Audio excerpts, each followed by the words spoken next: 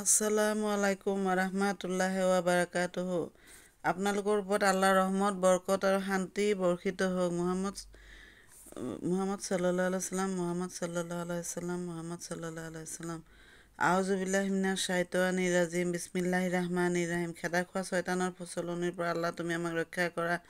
পৰম কৰুণাময় পৰম দয়ালু আল্লাহ তাআলাৰ নামত আৰম্ভ কৰোঁ। সূৰা আন-নিছা তিৰোতাসকল ৰুকু 21 142 নম্বৰ আয়াত। মুনাফিকবিলাকে আল্লাহক প্ৰতাৰণা কৰিবলৈ বিচাৰে, কিন্তু সিহঁত নিজেহে আল্লাহৰ দ্বাৰা প্ৰতাৰিত হয়। সিহঁতে নামাজ পঢ়িবলৈ থিয় হওঁতে অলসভাৱে মানুহক দেখুওৱাৰ বাবেহে থিয় হয়। সিহঁতে আল্লাহক কমহে স্মৰণ কৰে। 143 নম্বৰ আয়াত। সিহঁত বিশ্বাস আৰু অবিশ্বাসৰ মাজত দোদুল্যমান। সিহঁত সম্পূৰ্ণভাৱে ইফালো নহয় সিফালো নহয়। আল্লাহে যাক পথভ্ৰষ্ট কৰে তাৰ বাবে তুমি কোনো পথ নোপোৱা। 144 নম্বৰ আয়াত।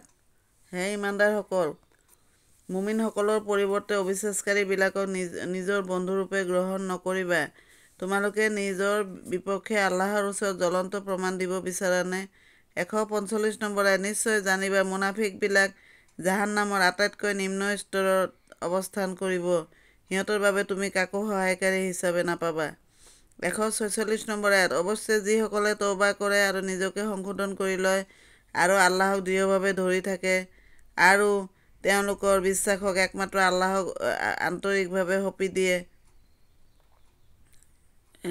তেওঁলোক মুমিনসকলৰ সংগত থাকিব। অনতিপলমে আল্লাহে মুমিনসকলক মহামূল্যৱান পুৰস্কাৰ দান কৰিব। সুবহানাল্লাহ। 147 নম্বৰ আয়াত। তোমালোকে যদি আল্লাহৰ প্ৰতি কৃতজ্ঞ হোৱা আৰু তেওঁৰ ওপৰত বিশ্বাস স্থাপন কৰা, তেনেহ'লে তেওঁ তোমালোকক কিয় শাস্তি দিব? আল্লাহে কৃতজ্ঞতাক স্বীকৃতি দিয়ে আৰু তেওঁ সৰ্বজ্ঞ। 148 নম্বৰ আয়াত।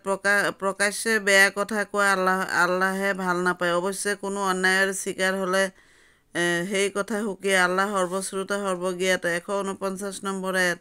অন্যায়ৰ চিকাৰ হৈ বেয়া কথা প্ৰকাশ কৰাৰ অধিকাৰ থাকিলেও যদি তোমালোকে প্ৰকাশ্যে বা গোপনে ভাল কাম কৰি যোৱা বা অন্ততঃ তোমাৰ অন্যায়কাৰীক ক্ষমা কৰা, আল্লাহৰ এইটো বিশেষ গুণ যে আল্লাহ অতি ক্ষমাশীল, যদিও তেওঁ শাস্তি দিবলৈ সম্পূৰ্ণ সক্ষম।